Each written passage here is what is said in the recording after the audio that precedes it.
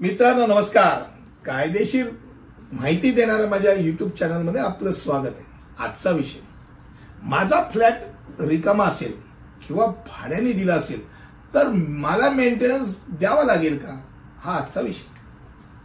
पहिला भाग बघूया आपण. रिकामा न वापरलेला फ्लॅट, म्हणजे फ्लॅट मी विकत घेतलाय पण मी वापरत, माझ्याकडे 2-2 फ्लॅट आहे, मी इकडे राहतोय, तो फ्लॅट मी तसाच ठेवलाय न वापरत.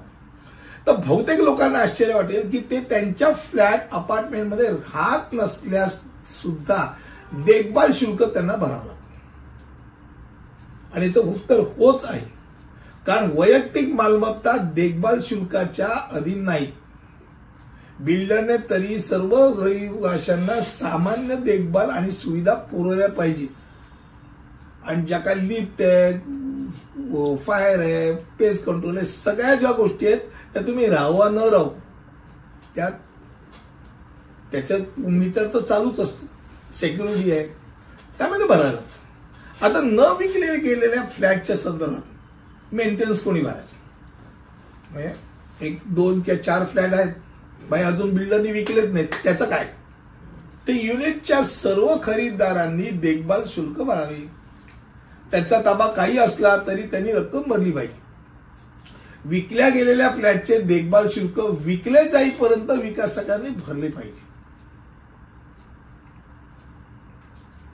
आता तिसरा भाग, फ्लॅट मी भाड्याने दिलाय तर त्याची देखभाल कोण करतो? तर अर्थात सदनिका भाड्याने दिल्यावर भाडेकरूने देखभाल शुल्क भरलं पाहिजे. पाणी, वीज, गॅस, जिम, स्विमिंग पूल, क्लब हाऊस, मुलांचे खेळणे, lift, common area cleaning, security यासारख्या सामान्य सुविधांचा भाडेकरू आनंद घेतात, वापरतात आणि त्यामुळे अशा देखरेखीसाठी भाडेकरूने पैसे दिले पाहिजे. बऱ्याच वेळेला मालक काय करतात, मालक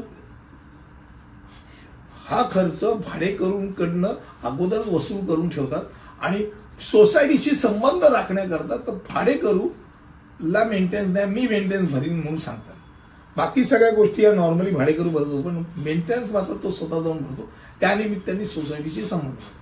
कायद्याने काय बदललं? कायद्याने भाडेकरू भरलं. आता महाराष्ट्र सहकारी संस्था अधिनियम 1960च्या कलम 79 नुसार एकूण नॉन ऑक्युपन्सी शुल्क सोसायटीच्या देखभाल किंवा मूलभूत सेवा शुल्काच्या 10% पेक्षा जास्त असू शकत नाही.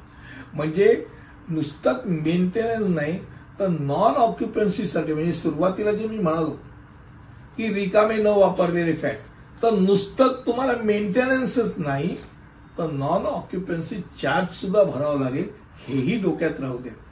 आजचा विषय, जर फ्लॅट रिकामा असेल किंवा भाडे दिलेला असेल तर त्याचा मेंटेनन्स कोणी द्यायचा किंवा कोणी भरावा, कोणाला भरावा लागेल या विषय होता. मला वाटतं थोडक्यात मी तुमच्या समोर विषय मांडला.